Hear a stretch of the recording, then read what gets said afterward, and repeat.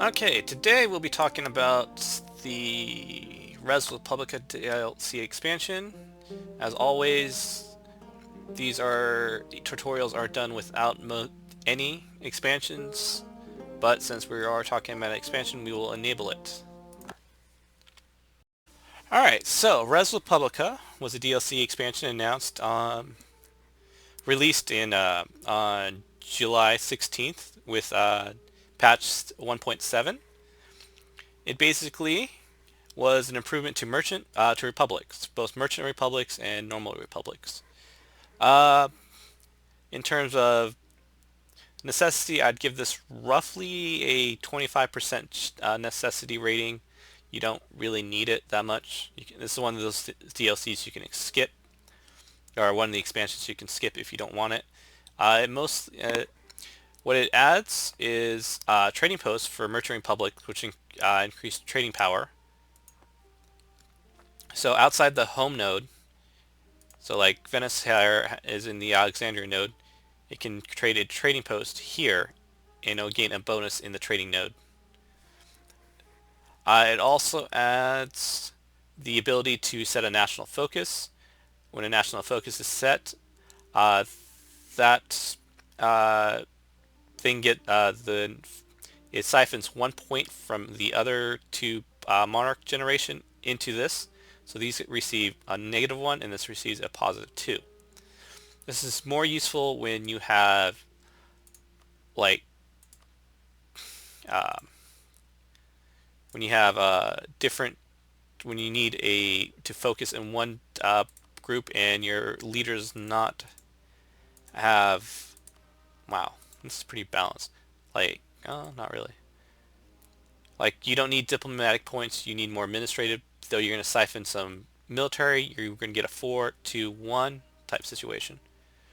Like here, or France with the King Charles, if you focus, if you were here with this and you focus down diplomatic, you'd get a minus. This would be a 3-4-3, which is very more. Would be balanced with a focus on diplomatic. But the national focus is probably the best part of Res Publica, but it's also included in common sense. So that really reduces the necessity for um, the Res Publica. There is a republic dictatorship, which happens if your republic tradition drops too low. So instead of just immediately going into like a monarchy or something, um, you can enter a republic dictatorship, which allows you to return to the republic, focus more on republic tradition, or adjust towards the monarchy. Um, it I rarely play that way, so I don't see that much. All right, so one of the other things that can happen in this game with the DLC expansion is you can get an electric monarchy. Poland gets this over Lithuania. Uh, the modifiers are it has to be for 1450. Poland can have a leader. Lithuania has to have the king of that of Jagiellonian dynasty. There are a few other things. There we go.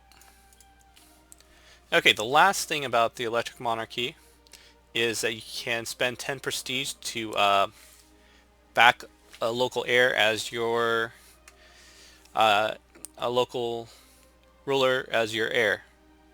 So that's all it can do. Other countries have the option of supporting their heir in your country, which has a bunch of modifiers involved in that, basically dynasty, alliance, relation, um, marriage, you know. Everyone gets a chance. Every month they get a possibility of a chick based on the chance. And that's basically an electric monarchy.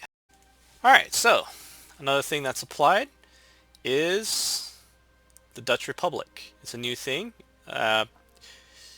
generally only applying toward the Netherlands. A lot of things happen very good for it.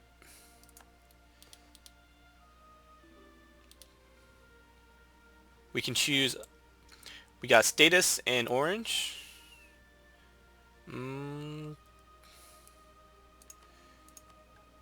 This guy's a better leader. 7 versus 7, or that's 6 versus 7. Okay.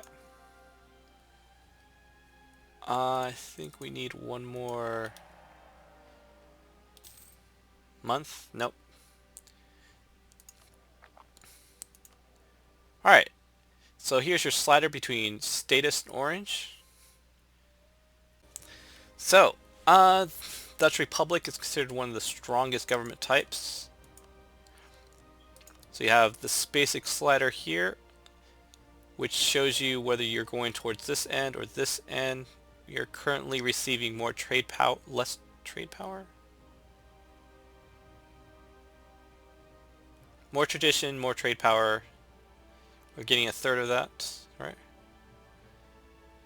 No. We get the full bonus as long as we're siding on this side. And depending whether we're supporting status or supporting oranges. And that's basically that. There are some more events involved in this with the Republic. But that, in a general nutshell, is the Republic, or the DLC.